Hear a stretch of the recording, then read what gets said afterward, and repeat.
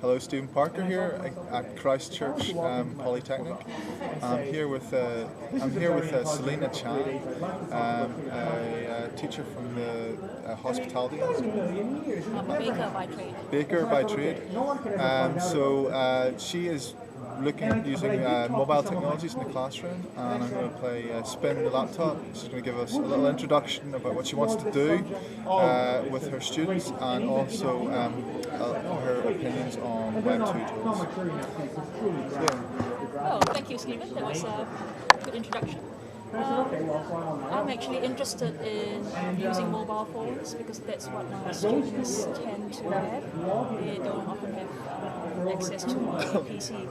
So we've been exploring using Web 2 applications for them to actually take photos of what they're doing at work and sending it to sites like Flickr or File Mobile. And then trying to allow them to make use of the photos that they have taken to form an e-portfolio of the skills that they're learning at work. So that's the basic philosophy of what we're trying to do with our mobile learning project. It probably has got three strands. One's the e-portfolio, the second one is that we will offer some form of blended distance learning using mobile phones. And the third one is really the support that they can garner from us by our contact with them using the SMS. Voice on. Okay. So we have a network called Tourism Hospitality Ed, Spaces. What you've just described there would be of real interest. So we'll post this here on video to the network. And they did it. I imagine and they spoke for an hour and a half. You'll be able to have some good communication between teachers. Some of the kids weren't here. Oh, very good. Thank you for that. Yes, it's excellent. I had never Thank you. Yes. No worries. And what you were saying about Web 2 tools was very interesting. Yes, well, Web 2 tools, I mean, there are obviously zillions of them. We actually did quite a bit of desktop research trying to find tools that were easy to use, that were mobile phone capable. We struck quite a few problems with some very excellent Web 2 applications which wouldn't allow us to use the phones from New Zealand, mainly because they tended to only support the telecommunications suppliers, mainly from America. So that was one difficulty we struck. The other difficulty we struck is the size of some of these web pages cannot be actually viewed on a mobile phone. Okay. They're too large and they wouldn't download onto Right. So those are two sort of problems that we've come across. So it's sort of limited our